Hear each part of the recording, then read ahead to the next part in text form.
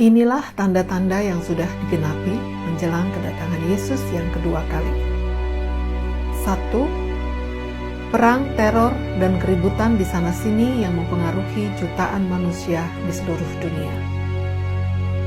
Lukas 21 ayat 9 mengatakan, "Dan apabila kamu mendengar tentang peperangan dan pemberontakan, janganlah kamu terkejut, sebab semuanya itu harus terjadi dahulu."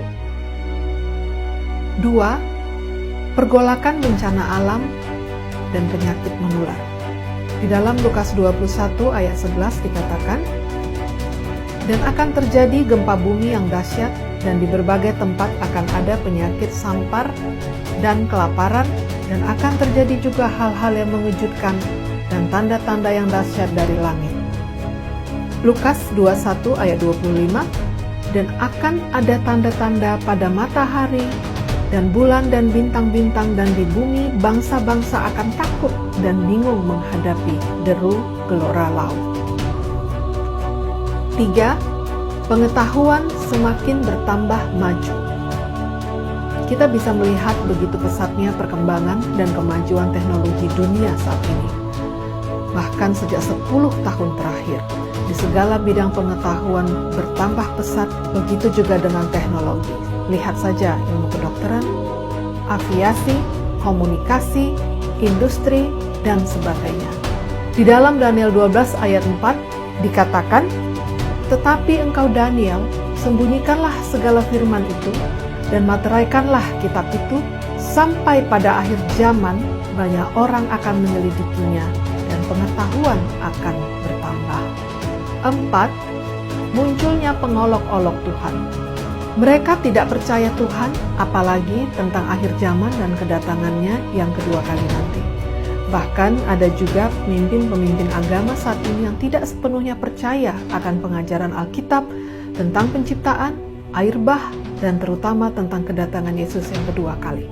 Di dalam 2 Petrus 3 ayat 3-4 dikatakan, "Yang terutama harus kamu ketahui ialah bahwa pada akhir-akhir zaman akan tampil pengejek-pengejek dengan ejekan-ejekannya, yaitu orang-orang yang hidup menurut hawa nafsunya.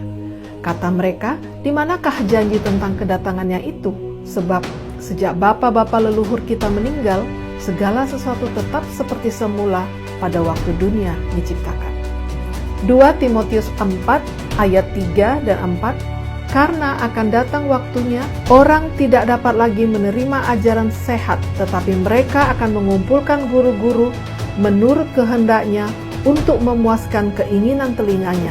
Mereka akan memalingkan telinganya dari kebenaran." 5. Penurunan moral, tidak peduli agama. Dan 6. Menyukai kepelesiran dan hura-hura. Dunia saat ini dalam krisis moral. Generasi zaman ini enggan untuk belajar agama, lebih menyukai pesta pora dan memuaskan keinginan diri. Kemajuan zaman dan teknologi juga mempunyai efek negatif dalam kehidupan manusia. Tidak hanya anak-anak remaja, orang dewasa pun kini semakin banyak tidak peduli pada agama. Kegiatan ibadah adalah prioritas kesekian di atas kegiatan-kegiatan untuk menyenangkan diri dan keinginan hati. Mereka lebih memilih menghadiri pesta-pesta daripada menghadiri kebangunan rohani atau berada di dalam rumah Tuhan. Di dalam 2 Timotius 3 ayat 1-4 dikatakan, "Ketahuilah bahwa pada hari-hari terakhir akan datang masa yang sukar, manusia akan mencintai dirinya sendiri dan menjadi hamba